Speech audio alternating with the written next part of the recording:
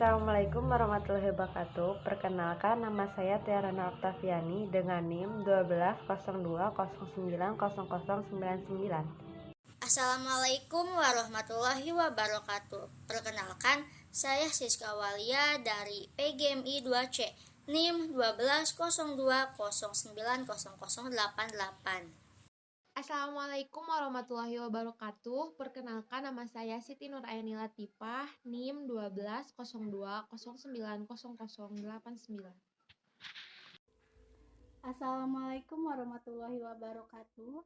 Perkenalkan, nama saya Tanti Yulia Damayanti dari PGMI 2C dengan nomor NIM 1202090095. Ilahi lastu lil firdausi ahlan wala aqwa alan nari jahimi fahabli taubatan waghfir dunubi fa innaka ghafiru dzambi azimi dunubi mislu adadi ramali fahabli taubata ya dzali wa umrina kisi fi kulli yaumi wa dambi ja'idu kaifah timali.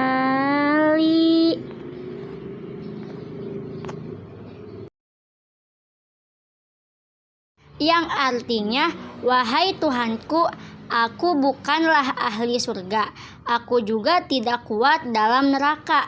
Maka berikanlah aku taubat, ampunan, dan ampunilah dosaku. Sesungguhnya Engkau Maha Pengampun dosa yang besar.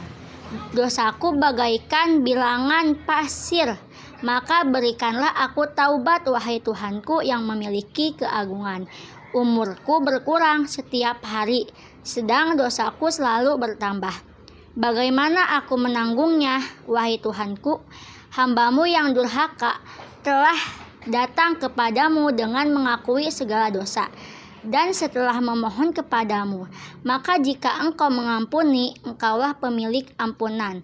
Tetapi jika Engkau menolak, kepada siapa lagi aku mengharap selain kepada Engkau?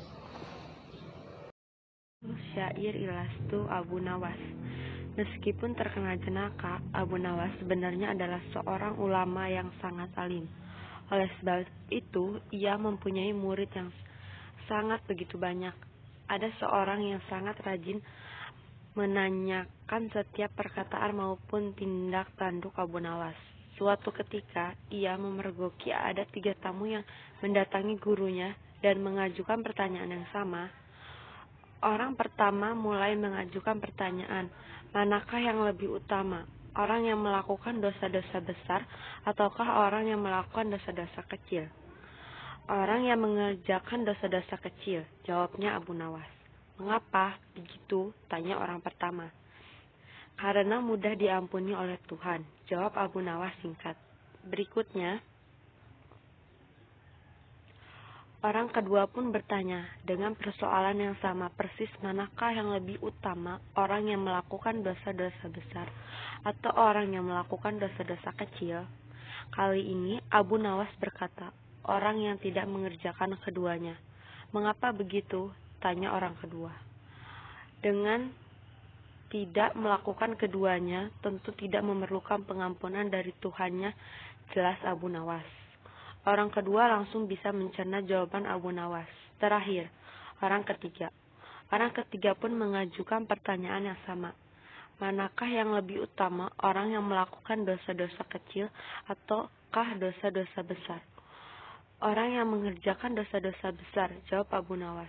Mengapa begitu? Tanya orang ketiga. Sebab pengampunan Allah kepada sebanding dengan dosa hamba itu, beber Abu Nawas. Orang ketiga juga menerima jawaban Abu Nawas dengan puas. Kemudian ketiga orang itu pun berpamitan. Usai menyaksikan peristiwa ini, murid Abu Nawas pun bertanya, karena penasaran atas jawaban yang sama pertanyaan dan jawaban beda-beda. Guru, mengapa pertanyaan yang sama dan menghasilkan jawaban yang berbeda? Manusia dibagi menjadi 3 tingkatan, yaitu mata, otak, dan hati, kata Abu Nawas. Apakah itu mata? Tanya murid. Tingkatan mata seumpama seorang anak kecil yang melihat bintang di langit, lama ngetam bintang itu karena hanya menggunakan mata, beber Abu Nawas. Apa tingkatan otak itu? Tanya si murid. Tingkatan otak itu seumpama orang yang pandai melihat bintang di langit. Ia mengatakan bintang itu besar karena ia berpengetahuan, jawab Abu Nawas.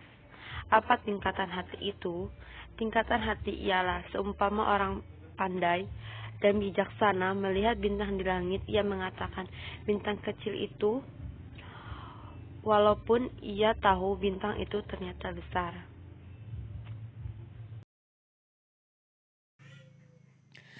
Asal-usul taubat nasuha.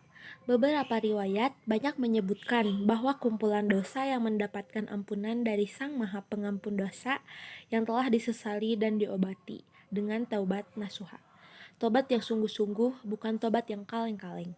Dalam kitab Al-Mat Sanawi Jalaluddin Rumah disebutkan bahwa istilah taubatan nasuha diilhami dari kisah seorang pemuda yang bernama Nasuh.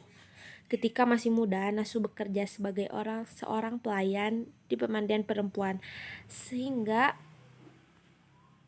kebiasaan buruk Nasuh terus berlanjut ke dalam kurun waktu tertentu, hingga Nasuh tiba di suatu waktu yang kebiasaan buruk Nasuh harus membuka mata hatinya terhadap perbuatan dosa yang telah dilakukannya. Nasuh memutuskan untuk pergi bertemu dengan orang yang suci dan meminta didoakan, dan dosa-dosanya diampuni oleh Sang Pemilik Semesta. Seorang suci tidak menyebut dosa-dosa Nasuh kecuali dengan hanya sebuah doa. Semoga Pemilik Semesta menganugerahimu bertaubat atas dosa menyelimutimu. Doa orang suci tersebut dikabulkan. Sepulang dari rumah orang yang suci, Nasuh kembali lagi bekerja ke pemandian sebagai orang yang tidak bermain intrik, melakukan seperti sebelumnya.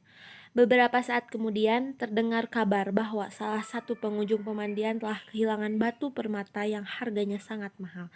Mendengar kabar tersebut, raja memerintahkan petugas untuk melarang semua pengunjung dan pekerja. Ketika para petugas kerajaan mulai melaksanakan tugasnya, Nasuh diliputi ketakutan dan kecemasan. Sebab jika jenis kelamin dan penyamarannya, ketika Nasuh secara perlahan mulai bangun, Nasuh telah kehilangan sifat alamiahnya dan berubah menjadi makhluk yang benar-benar sadar. Nasuh mengetahui bahwa permata yang hilang telah ditemukan. Petugas-petugas yang telah mencurigakannya berbondong-bondong meminta maaf kepadanya. Beberapa hari kemudian, putri raja mengirim utusan kepada Nasuh yang telah berubah untuk mengeramasi sekaligus hal yang diidam-idamkan oleh Nasuh sebelum berubah sejak lama. Ia takut menempatkan dirinya di jalan godaan lagi, dan Tuhan tidak akan memberinya kesempatan lagi. Oleh karena itu manusia dianjurkannya Astagfirullah robbal baroya, astagfirullah minal khotoya, astagfirullah robbal baroya, astagfirullah minal khotoya. Robbi zidni ilma nafi'ah, wa wafiqni amala maqbula, wa wahabli rizqon wasi'ah, wa tub alaina taubatan nasuha.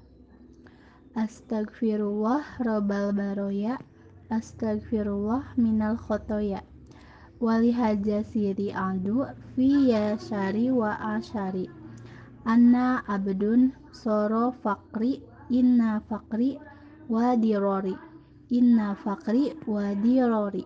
Astagfirullah robbal baroya, astagfirullah minal khotoya, wal kafani ilmu robbi bil sauli waktiyari, ya Allahi Ya Maliki, anta ta'lam kaifa kali.